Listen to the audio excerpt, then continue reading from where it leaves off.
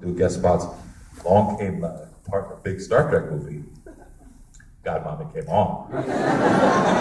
Was she a Trek fan? No.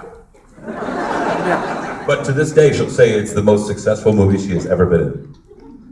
And she's great in it, too.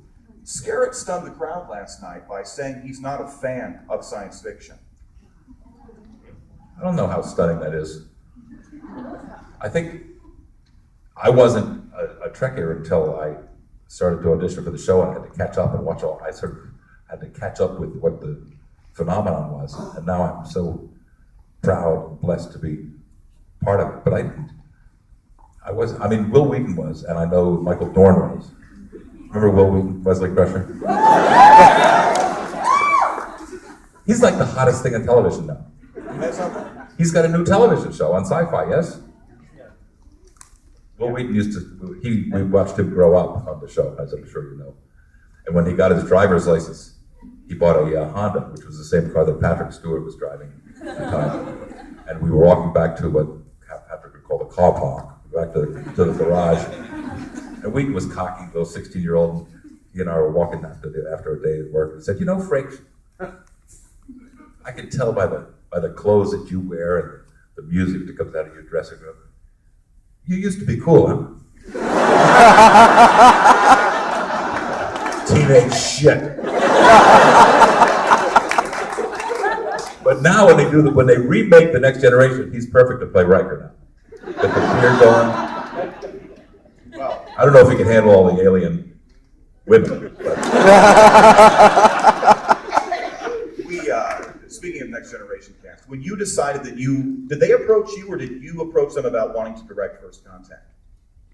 Oh, a lot of us threw our hats into the ring. Once it became clear that the A-list of sort of visual effects and sci-fi directors like Cameron and those guys were not going to do Star Trek 8, then it became sort of an open market. And I begged and clawed. And at one point, Sherry Lansing, who ran Paramount Pictures at that time, had said to Rick Berman, who was sort of the keeper of all things Star Trek, that it's up to you, Rick.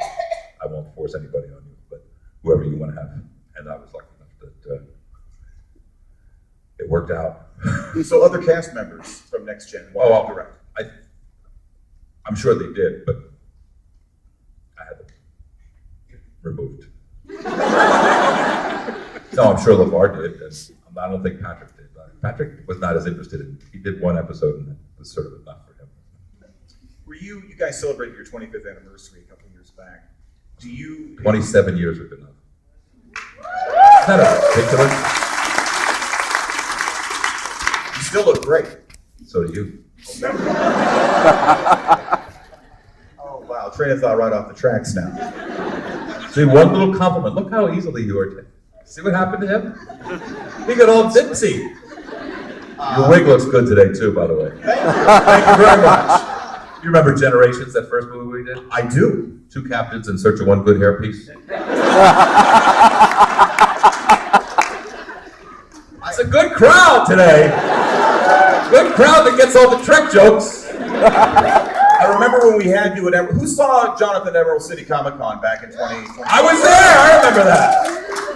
Where were you people when we did that convention up at the Science Museum, where there were 16 people there? You were one of them, right? Ooh, that was painful. Emerald City's a great convention. Well, having people like you, of course. No, it's well run. It's a blast to do. It's one of the good ones. Also, this place is great. I've had the privilege of working up here with the Seattle Symphony doing a sci-fi. A couple years ago, you were up here. It's a great city.